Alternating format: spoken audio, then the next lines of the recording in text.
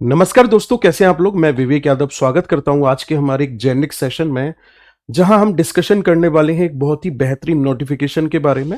आपको बोर्ड पर लिखा हुआ दिख रहा है कि एसएससी जीडी जो है, एसएससी जीडी का 2025-26 का न्यू वैकेंसी का नोटिफिकेशन आ चुका है। तो आप में से बहुत सारे ऐसे भाई बहन हैं जिनका एक सपना होता है कि हमें आर्म फोर्स में जाना है और हमें एक आर्म फोर्स में जाने के बाद देश की सेवा करनी है और हमें सिलेक्शन लेना ही लेना है। उनके लिए एक बहुत ही बेहतरीन और सुनहरा मौका है और बहुत ज़्यादा लंबा टाइम भी नहीं है सोचने समझने का, क्योंकि आपको एग्जाम में अगर देखा जाए तो एग्जाम में लगभग वही 3.5 से 3.5 महीने का प्रॉपर आपके पास टाइम ये है कि आप उस टाइम में अपनी तैयारी को बेहतर करके उस मुकाम तक पहुंच सकते हैं जहां आप पहुंचना चाहते हैं। एक एक करके इस पर थोड़ा सा एक नजर डाल लेते हैं। अगर हम बात करेंगे यहां सबसे पहले जो नोटिफिकेशन में इंपॉर्टेंट नोटिफिकेशन है वो क्या टारगेटेड है। अगर हम बात करेंगे कि इसके ऑनलाइन जो एसएससी जीडी का है, इसके ऑनलाइन फॉर्म जो है वो अप्लाई होना स्टार्ट हो रहे हैं कब से, 1 दिसंबर से, यानी कि कल से इसकी शुरुआत हो चुकी है 1 दिसंबर 2025 से। लास्ट डेट जो है वो एप्लीकेशन फॉर्म को फिल करने की वो है 31 दिसंबर, यानी लगभग 1 महीने का टाइम पूरा प्रॉपर आपको दिया गया है जिसमें आप अपने फॉर्म को फिल कर सकते हैं। जो करेक्शन विंडो है वो रहेगी लगभग 8 से 10 जनवरी 2026 तक, और वहीं एग्जाम डेट की अगर हम बात करेंगे तो फरवरी से मार्च के बीच में, लगभग आप ये मान के चलो मिड मार्च से लेकर के अप्रैल के बीच में एग्जाम होने के चांसेस हैं। यानी कि दिसंबर, जनवरी, फरवरी और आपका मार्च, 4 महीने के आसपास मिड आप अगर लेके चलोगे तो 3.5 महीने का टारगेट लेके चलोगे, ज्यादा ठीक रहेगा। उसके बाद में जितना टाइम आपको मिलता है ना, उतना टाइम आप लोगों को रिवीजन के लिए देना होगा, जिससे कि आपने जो कुछ भी पढ़ा हुआ है उसको रिवाइज करने का भी टाइम मिल जाए। क्योंकि कई बार आपने देखा होगा कि जब हम एग्जाम देने जाते थे तो ऐसा होता था कि पढ़ तो बहुत कुछ लिया, रिवाइज नहीं कर पाए तो वहीं मात खा गए और फिर वो पढ़ा हुआ भी उल्टा पड़ गया और वो भी हम लोग भूल गए। दोस्तों, अगर हम इसमें सैलरी की बात करेंगे वैकेंसी में, तो सैलरी जो है वो पे लेवल 3 है, यानी लगभग 21,700 से लेकर के लगभग 70,000 रुपए के आसपास तक की इसमें सैलरी रेंज है। अगर हम बात करेंगे यहां पर जो वैकेंसी है वो वैकेंसी है किसकी, तो यहां अलग अलग आपने देखा है कि आर्म फोर्स में वैकेंसी को सिलेक्ट कर रखा है। वहीं अगर हम देखेंगे यहां पर सीआईएसएफ की, तो सीआईएसएफ में 14,595 है।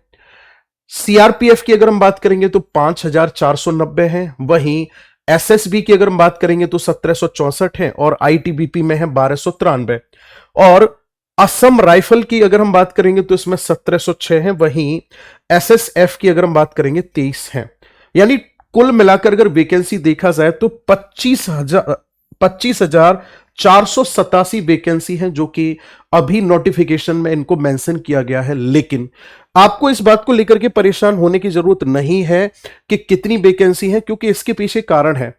क्योंकि अगर हम पिछला इसका हिस्ट्री उठाकर देखेंगे तो 2022 में वैकेंसी जो अनाउंस हुई थी, शुरुआत में नोटिफिकेशन जो आया था वो आया था 24,369 का।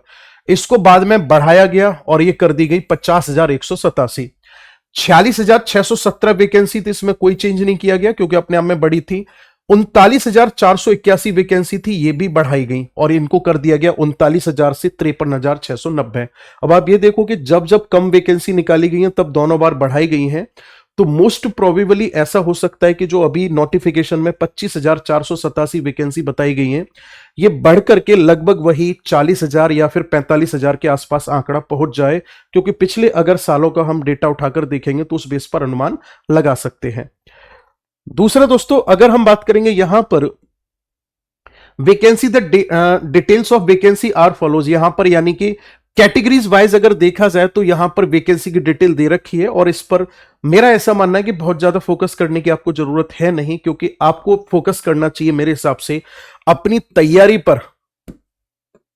अब आ जाते हैं एजुकेशन क्वालिफिकेशन क्या होनी चाहिए इस वाले एग्जाम को क्वालिफाई करने के लिए।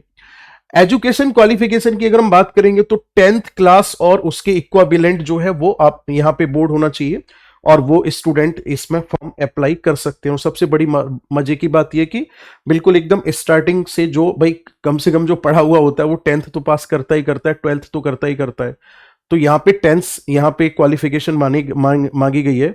बाकी ग्रेजुएशन वगैरह और वो 12th वगैरह इसका कोई लेना देना यहाँ पे नहीं है। अगर हम एज लिमिट की बात करेंगे तो 18 से लेकर के 23 साल यहां पर एज लिमिट रखी गई है। और आगे लिखा हुआ है इसमें, age relaxation is given to candidates belonging to reserved category as per the government rules, यानी कि रिजर्वेशन के थ्रू जो रिलैक्सेशन मिलता है वो रहेगा ही रहेगा। बट जो अगर देखा जाए तो एवरेज अगर हम देखेंगे जो एज लिमिट है या एज की जो रेंज है वो है 18 से 23 साल। दोस्तों एप्लीकेशन फॉर्म जो है इसकी फीस जो है वो 100 रुपए है। वहीं फीमेल SC ST और एक्स सर्विसमैन के लिए कोई चार्ज नहीं रखा गया है। जनरल मेल के लिए 100 रुपए फीस चार्ज रखा गया है। सिलेक्शन प्रोसेस क्या है, सबसे पहले आपका वही एग्जाम कंडक्ट कराया जाएगा, है ना, कंप्यूटर बेस्ड होगा एग्जाम। उसके बाद में फिर ये फिजिकल के मोड है आपके, और फिर मेडिकल, और लास्ट में फिर मेडिकल के बाद में आपको डॉक्यूमेंट वेरिफिकेशन के लिए बुला लिया जाएगा सिलेक्शन होने पर। इसमें दोस्तों एग्जाम पैटर्न की अगर हम बात करेंगे तो यहां पर जनरल इंटेलिजेंस और रीजनिंग, यानी सीधे तौर पर जो रीजनिंग के जो नंबर ऑफ क्वेश्चंस हैं वो 20 हैं, यानी 20 क्वेश्चन आते हैं। रीजनिंग के जो 2 नंबर का एक होता है यानी 40 नंबर का होता है।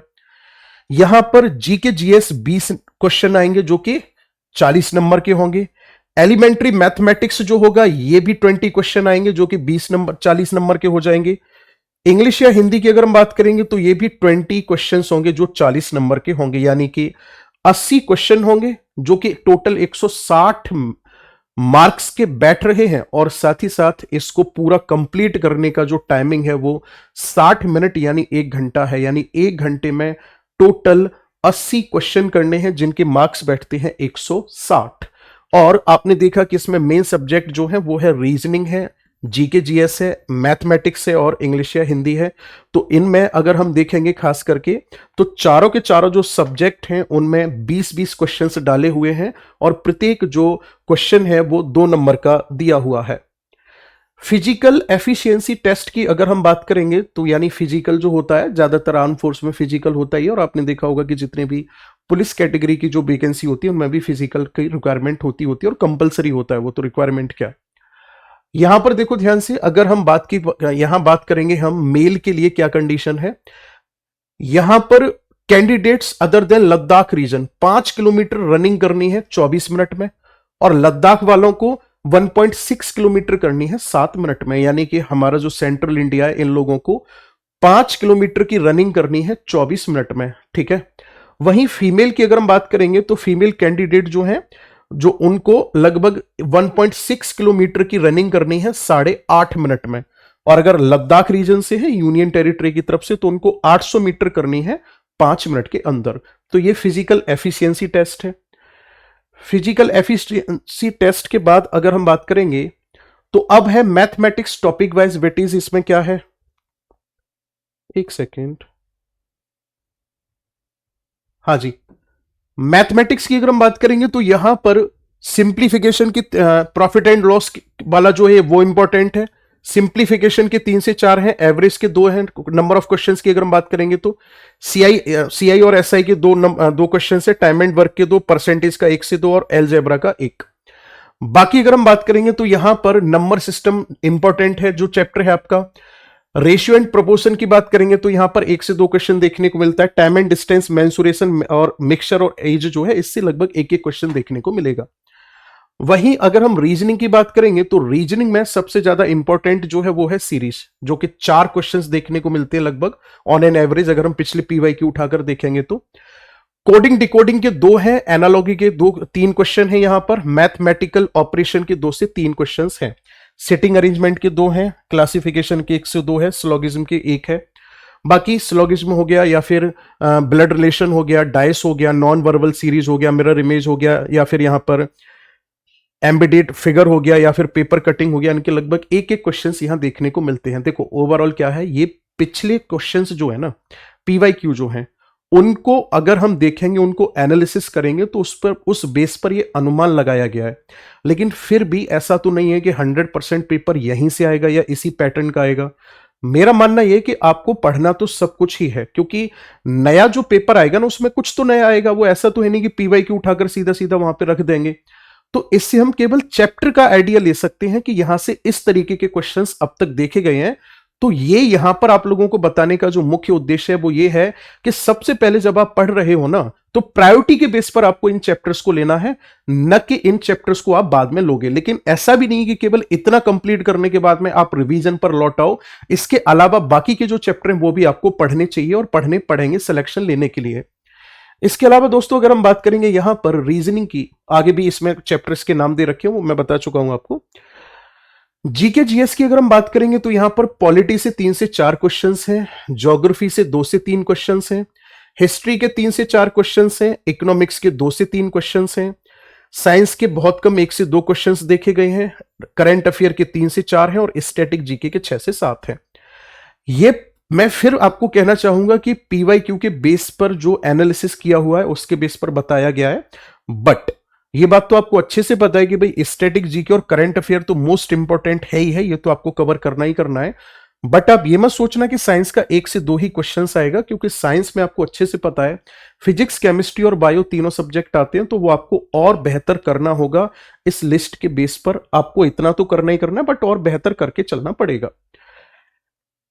आगे अगर हम बात करेंगे दोस्तों तो यहीं पर हिंदी टॉपिक वाइज अगर आप देखोगे इसमें तो संज्ञा सर्वनाम से 1-2 क्वेश्चंस देखने को मिलते हैं, मुहावरे से 2 क्वेश्चंस है, यहां पर विलोम शब्द से 1 से 2 है, वर्तनी का 1 क्वेश्चन लगभग देखने को मिलेगा आपको, रिक्त स्थान की पूर्ति वाले लगभग 3 से 4 हैं, ठीक है ना, प्रतिस्थापन वाले 2 क्वेश्चन है और गद्यांश यानी कि जो एक पैराग्राफ जो आता है उस गद्यांश के लगभग 5 क्वेश्चन यहां देखने को मिलेंगे। तो एक ओवरव्यू है सिलेबस का। ऐसे ही अगर हम इंग्लिश टॉपिक वाइज वेटेज की बात करेंगे तो यहां पर सबसे ज्यादा जो है वो है एरर डिटेक्शन का, यानी एरर फाइंड आउट करने का और फिलिंग द ब्लैंक्स का। इसके अलावा सेंटेंस इंप्रूवमेंट में 2 से 3 आपको देखने को मिलेंगे, ईडियम और फ्रेजेस में 2 से 3 मिलेंगे, सिनोनिम्स में 2 से 3 होंगे, एंटोनिम्स में 2 से 3 होंगे, यानी कि मेरे हिसाब से बहुत ही बेसिक वाले जो चैप्टर्स होते हैं आपके, जो मेन चैप्टर होते हैं वहीं से इनको उठाया हुआ है और वहीं से आपके क्वेश्चंस जो है वो देखने को मिलेंगे।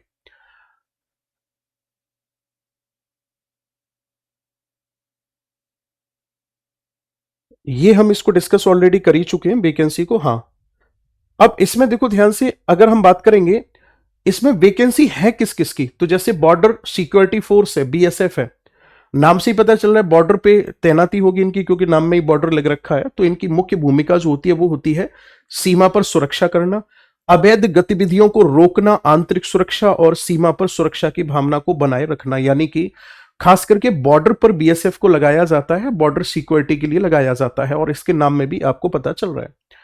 एक इसमें सीआईएसएफ की वैकेंसी है। सीआईएसएफ जो है आपने देखा होगा खास करके जैसे मेट्रो हो गया, है ना, रेलवे स्टेशन हो गया या फिर एयरपोर्ट हो गया, तो वहां पर या फिर कोई अन्य सरकारी संपत्तियां हैं उनकी सुरक्षा में जो फोर्स तैनात की जाती है उसी को सीआईएसएफ कहा जाता है। यानी कि हम यूं कह सकते हैं कि आंतरिक सुरक्षा के लिए इसको अपॉइंट किया जाता है। फिर है सीआरपीएफ। सीआरपीएफ की अगर हम बात करेंगे तो जो आंतरिक सुरक्षा और कानून व्यवस्था है उसको बनाए रखने के लिए सीआरपीएफ की जो हमारी बटालियन है या फिर हमारा जो एक तरह से हम यूं कह सकते हैं फोर्स है, इसको बनाया गया। और खास करके टेररिस्ट एक्टिविटी जहां ज्यादा होती है वहां पर बैकअप के लिए सीआरपीएफ को रखा जाता है, चेक पोस्ट पर सीआरपीएफ को लगाया जाता है। और जब कभी भी आतंकवादी गतिविधि होने का इनपुट मिलता है तो सबसे पहले फिर सीआरपीएफ वाले इन्फॉर्म करते हैं, और इन्फॉर्म करने के बाद में फिर बुलाए जाते हैं एकदम हमारे देश के सबसे बड़े हीरो जिन्हें आरआर या राष्ट्रीय राइफल्स कहा जाता है। आपने देखा होगा कि जब चलते हैं ना तो असली हीरो वो लगते हैं भाई, सब रोंगटे खड़े कर देते हैं। आरआर वाले आते हैं, वो फिर मचाते हैं पबजी की तरह, एकदम शूट आउट करते हैं। बैकअप में सीआरपीएफ को रखा जाता है। तो ये सीआरपीएफ की वैकेंसी है, मतलब इसमें एसएससी जीडी में। फिर आता है आपका सशस्त्र सीमा बल यानी एसएसबी।